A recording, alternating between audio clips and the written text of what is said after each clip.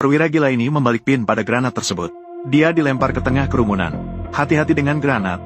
Melihat itu, para tentara langsung berlari. Ada seorang pria pendek. Namun tanpa ragu-ragu, dia menahan bom itu di bawah tubuhnya. Berbaringlah tengkurap. Ketika pria itu menyadari. Kemudian dia menyadari bahwa bom itu palsu. Tes kedua datang tak lama kemudian. Perwira itu menyuruh para prajurit berlari sejauh 20 km. Pergilah dan turunkan bendera dari tiang bendera. Prajurit pertama yang mendapatkan bendera. Anda kemudian bisa naik mobil di sebelahnya dan kembali.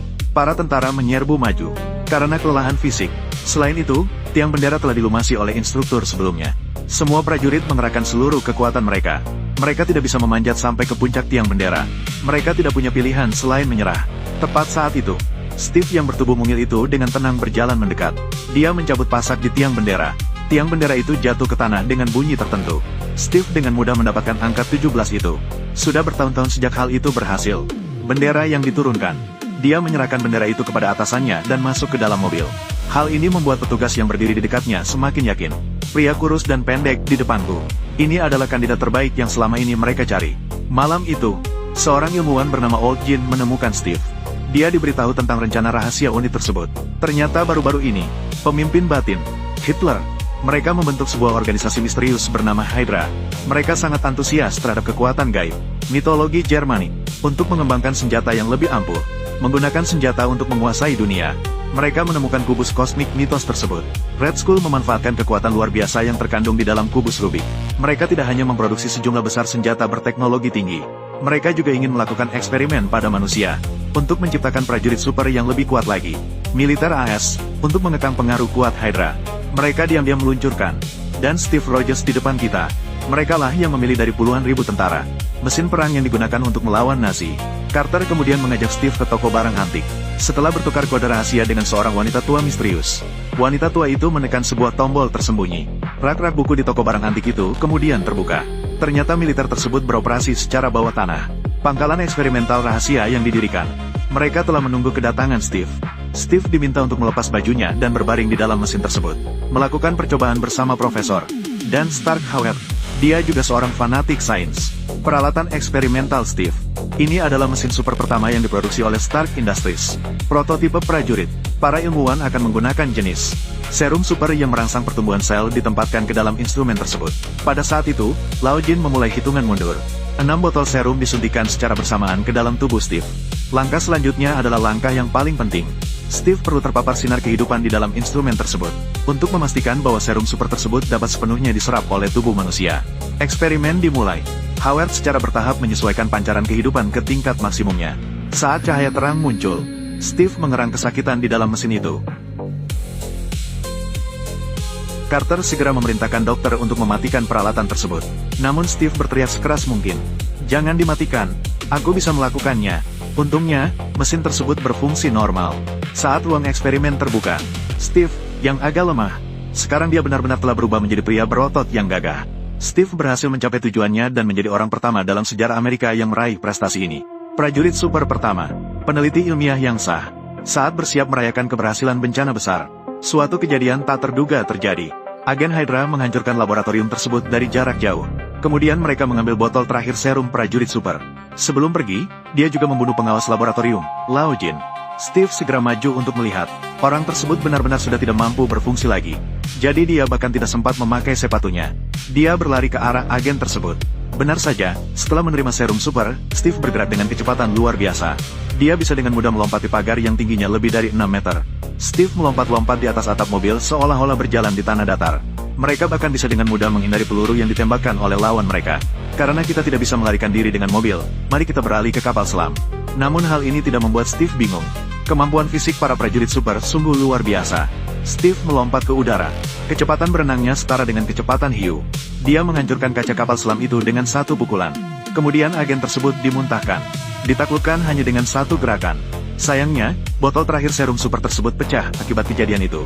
Steve menangkap pria itu, ingin mencari tahu siapa yang berada di balik semua ini. Namun pria itu hanya berkata, "Hidup Hydra."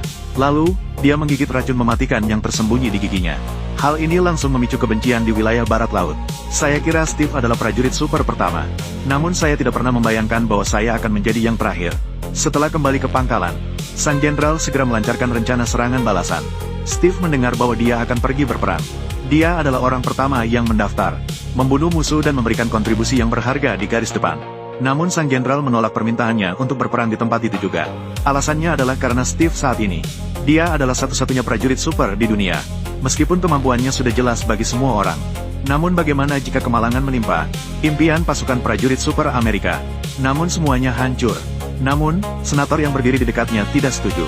Dia langsung mengangkat Steve sebagai kolonel. Dan dia diberi misi tempur yang bahkan lebih menantang. Apakah kamu bersedia pergi sekarang? Medan pertempuran terpenting. Haruskah kita pergi dan memenuhi kewajiban kita kepada negara? Komandan, saya sangat bahagia. Steve kemudian ditugaskan untuk tampil di berbagai tempat besar di seluruh negeri. Bertanggung jawab untuk mempromosikan obligasi pemerintah. Penjualan obligasi akan menyediakan pendanaan militer. Dengan dana militer yang cukup, Nazi Red Skull bisa dimusnahkan. Dengan cara ini, Anda tidak hanya aman, tetapi Anda juga bisa menjadi pahlawan bagi masyarakat. Tidak hanya itu, pada setiap pertunjukan, seorang aktor akan memerankan Hitler. Stephen menjatuhkannya dengan satu pukulan.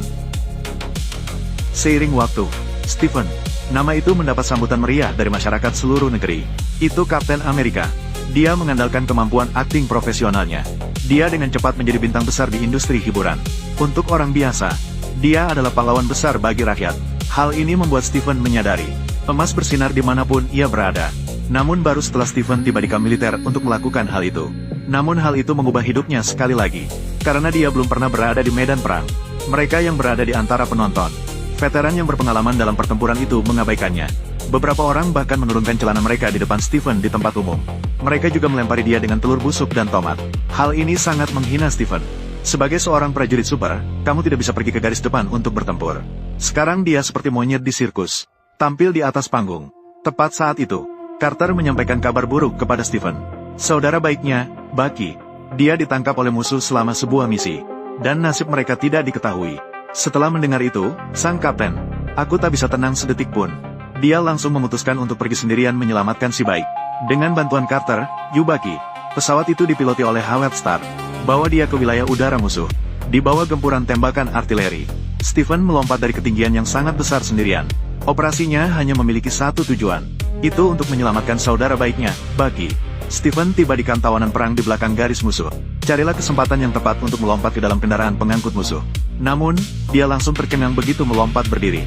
Kedua tentara itu menatapnya dengan kebingungan yang luar biasa. Halo. Dua Karaomi kecil. Bagaimana mungkin dia bisa menandingi Kapten Amerika? Stephen langsung membuatnya pingsan dalam sekejap. Dilempar keluar dari mobil. Dia menggunakan perisai sebagai senjata. Mereka dengan hati-hati menyusup ke markas Hydra. Stephen dengan cepat menemukan lokasi penahanan tawanan perang. Dia menjatuhkan penjaga itu hingga pingsan. Mereka menyelamatkan ratusan rekan yang ditawan. Namun temannya, Bucky, tidak terlihat dimanapun. Stephen memutuskan untuk melanjutkan pencariannya terhadap Bucky. Rekannya bertanya kepadanya apakah dia yakin ingin pergi sendirian. Jawabannya adalah, saya telah membuat Hitler pingsan lebih dari 200 kali. Melihat Kapten Amerika yang pemberani, para prajurit itu tampak seperti telah disuntik dengan darah ayam. Mereka menerobos keluar dari kandang dan menghajar para penjaga. Mereka merebut senjata-senjata canggih milik musuh. Dan tank-tank super itu belum pernah saya lihat sebelumnya. Senjata sehebat itu bukanlah apa-apa bagi mereka. Ini sangat luar biasa. Red Skull langsung mengenalinya dari rekaman pengawasan. Kapten Amerika bukanlah orang biasa. Masalah utamanya adalah kekurangan tenaga kerja di laboratorium. Pangkalan itu akan segera direbut oleh musuh. Red Skull tidak mengucapkan sepatah kata pun. Kemudian, rangkaian penghancuran diri pangkalan tersebut diaktifkan. Kemudian, sambil membawa kubus kosmik, mereka bersiap untuk melarikan diri. Pada saat yang sama, Stephen di pangkalan. Dia menemukan temannya, Bucky, sebelum ledakan terjadi. Selama pelarian, Stephen secara kebetulan bertemu dengan Red Skull yang sedang mundur. Seperti kata pepatah, ketika dua pasukan bertemu di jalan yang sempit, yang berani akan menang. Stephen langsung melayangkan pukulan. Lawannya begitu kebingungan hingga kelopak matanya berkedut. Namun Red Skull dengan cepat membalas pukulan itu. Pukulan itu hampir menembus perisai. Ternyata, Stephen bukanlah orang pertama yang menyuntikkan prajurit super.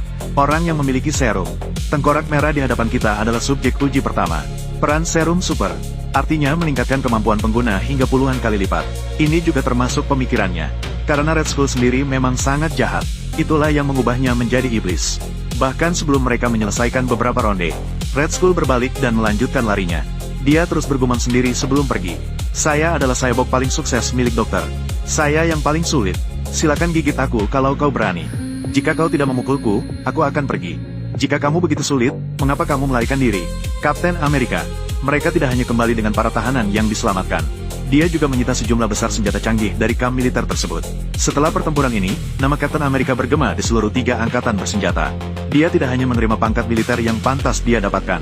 Mereka bahkan membentuk tim operasi khusus mereka sendiri. Mereka dilahirkan khusus untuk membasmi Hydra.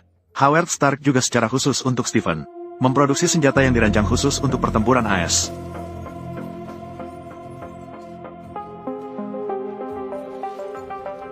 Tuliskan. Ini termasuk perisai favoritnya. Bahan mentah yang digunakan dalam perisai ini disebabkan oleh guncangan. Ia dapat dengan mudah menyerap semua gaya eksternal. Selain itu, bahan ini juga jauh lebih kuat daripada baja. Dan bobotnya lebih ringan. Fitur utamanya adalah ketahanan terhadap benturan yang sangat baik. Sang kapten langsung menyukai perisai ini pada pandangan pertama. Sejak mendapatkan peralatan tersebut, sang kapten menjadi semakin tangguh. Dia memimpin tim operasi khusus untuk melakukan penyelidikan. Mereka menghancurkan banyak benteng rahasia Hydra. Hal ini membuat Homunculus sangat marah sehingga ia mengumpat setiap hari. Namun, selama operasi yang diberi kode nama Ichebuk, Stephen dan timnya baru saja memasuki gerbong. Mereka disergap oleh musuh. Bucky akan menggantikan Kapten Amerika. Ia terlempar keluar dari gerbong kereta akibat ledakan peluru musuh. Tragisnya, ia jatuh dari tebing. Ini juga merupakan kesedihan yang sulit dibicarakan oleh Kapten Amerika dalam hidupnya. Untung, dalam pertempuran ini, Dokter Botak yang membuat senjata untuk musuh telah ditangkap. Dia mengungkapkan tujuan sebenarnya dari Red Skull kepadanya. Itu adalah senjata yang dibuat menggunakan kubus kosmik. Pergilah dan hancurkan dunia. Kemudian bangun kembali kekaisaran dari reruntuhan. Bunker Red Skull sekokoh batu, mudah dipertahankan dan sulit diserang. Semua orang menaruh semua harapan mereka. Semuanya terfokus pada Kapten Amerika. Jadi, sang kapten membawa harapan seorang diri. Kembali menuju markas Red Skull.